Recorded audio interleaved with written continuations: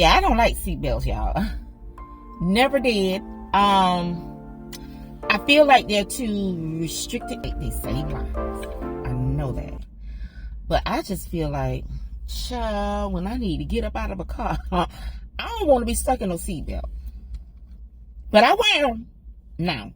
I used to didn't, but I wear them now. Wear your seatbelts. Safety first. So, y'all guys, what y'all got going on? Listen, I don't have much going on, honey. Running my errands and, doing my own thing. I ran across this channel. I'm not going to call her name. And, she's a subby of mine. And I want to say to you, girl, you got this. You've got this. Don't focus on loneliness. I consider it living life the way that you have to live it for right now. Okay? This is your right now. Your right now is you are solo. You're alone. You've reached a point in your life where you are alone. Take that time to discover who you are as a person. Take this time out to get to know yourself. I think where a lot of people go wrong, and I think this happens for men and women, people make a huge mistake by giving someone else the power of what happiness is for them. You have to define what happiness is for you. So their happiness is tied to those individuals or individual in their lives. For instance, a wife is only happy because she has a husband. No, baby, you to be happy because you want to be. And with or without him, you will still be happy because, honey, what I've been seeing lately, I've seen divorces starting to happen, after the 20-year mark. Like, what? Like, I know a married couple right now who are going through the motions now of a divorce. And I'm talking about these people been together got to be at least 40 years. Like, what? Y'all old as... If you don't take your old ass over there to your room and he go over there to his room with his old ass too, and y'all sit down somewhere and just enjoy life, y'all don't have to divorce. Y'all can cohabitate in the house, the same house you done did it for 40 years. I mean, come on. Look at my food. Hi, you can put it... Can you put it on this side in the bike? Not this side right here, the other side. Yeah, this side. Yeah, thank you, sweetie. I appreciate it. No problem.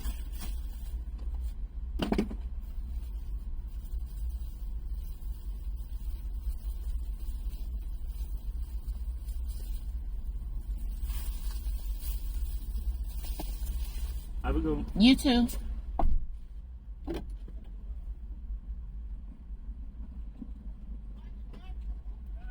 Let me throw my seat up. I ain't doing no work today, baby. And that's on Alice and all of Wonderland. State Trooper at Walmart? What they got going on?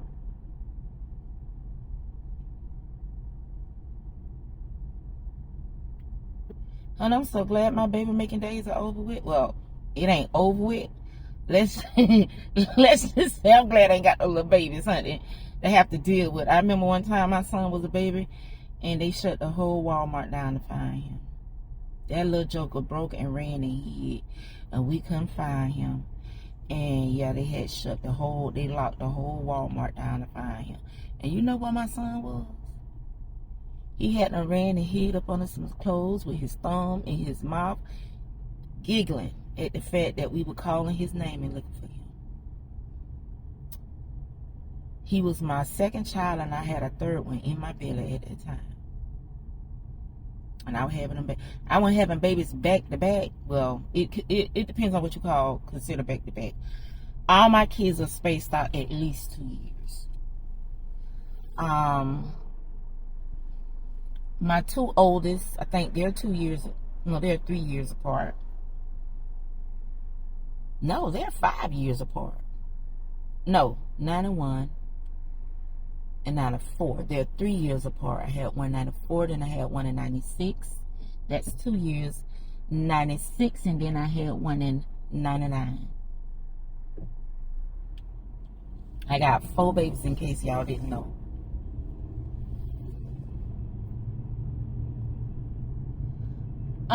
I got to go straight home and I'm gonna take this way here. So yeah, girl, honey, let me tell you something, girl. Don't let a divorce or a breakup be a sad occasion. Make that occasion whatever you want it to be. It's gonna be sad if you make it sad. If it's a happy and glorious occasion, that's what it's gonna be, because you're gonna make it that. Yeah, you're gonna make it that. Yeah, I know at least 2 people right now going through a divorce. Well, one is finalized. And I gave her these same encouraging words. Don't look at it as a bad thing. Look at it as a good thing. Now you no longer have to worry about all of that stress, that frustration. Yeah, it's 20-something years going down the drain. I get it. Oh, girl, I totally get that. I really do. I get that. You done feel like you done wasted, but it's not a waste. You spent 20 years with someone whom you thought you would be with forever. That is not a loss. That is not a waste. It is not a waste. It is not a waste. And baby, when I tell you that joker got to pay out the wazoo, it's cheaper to keep it, baby. Y'all ain't heard that song from back in the day? It's cheaper to keep her. You better keep her. If you know you got some shit to lose, you better keep her. You better keep that woman. If you got something that you don't want to lose, you better keep her. And if you're miserable, you better unmiserable yourself. Find some other ways to make yourself happy. Or sit down with that person and figure out why. Because guess what? If you're miserable, 9 times out of 10, that other person is miserable as well. Ladies, we got to learn how to navigate these 50s. And we got to do that together, because I don't think any of us is ready for the 50s.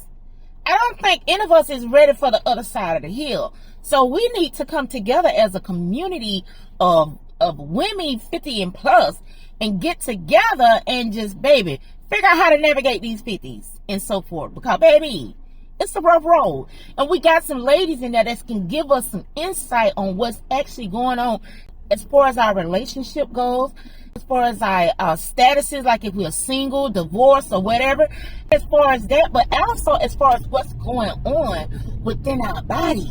Because we're changing. We're ever changing. We are. And as we're going through the change, maybe we can help each other as we navigate these murky waters. Because, ladies, navigate these new waters. I'm not going to call them murky waters. Anytime you associate something with dark, it'll become dark for you. I don't want that. I want it to be light. So as we navigate these crystal clear tropical waters, honey, yeah, let's navigate those waters together. Yeah, let's compile our information and our data that we have together and create this data bank so that these younger girls who's coming behind us, when they reach their state, it was like, oh, okay, that's what Celine was talking about. We can help them navigate those waters, because, girl, we ain't have no navigation. I'm just going to keep it real. I don't know about y'all, but ain't nobody help me with this, okay? Nobody, absolutely nobody is helping me through this. I'm like a fish out there in the tropical waters, baby, and I'm out there in them streets and and I'm just swimming, honey, with no sense of direction. I'm just going to be honest, honey. That's what it feels like for me. Y'all want to turn here? You know what? I'm going to keep going. I ain't going to turn right here. I'm going to go up and make it. I should have turned here because now the light don't come. That's okay. I just talked to y'all a little. Yeah. So the other lady I was talking about, she has gone through her divorce. And now she's living alone.